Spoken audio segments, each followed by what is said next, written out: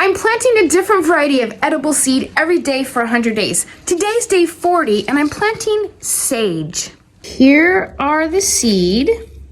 They take 2 to 3 weeks to germinate.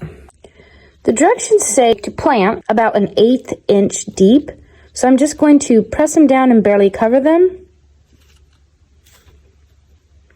I've never planted sage from seed before.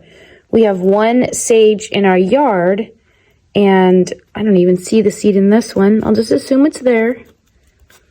We do have one sage in our yard already, which would be plenty for cooking because I don't really use it that much. But my kids have a variety of projects that they use it for, and so I decided just to go ahead and grow some more. And I'm not going to water this because this soil is really wet. The bottom has got some water in it because I have some 2 peppers germinating here. And so the sage should be fine. And then the little humidity dome, that's the trick to those small seeds germinating. The coolest thing about plants like sage is that they're perennials. So I'm going to plant them one time. I'm going to put them in my yard once they germinate and grow a little bit. And then they're going to be coming back year after year for me to use however much or however little I want.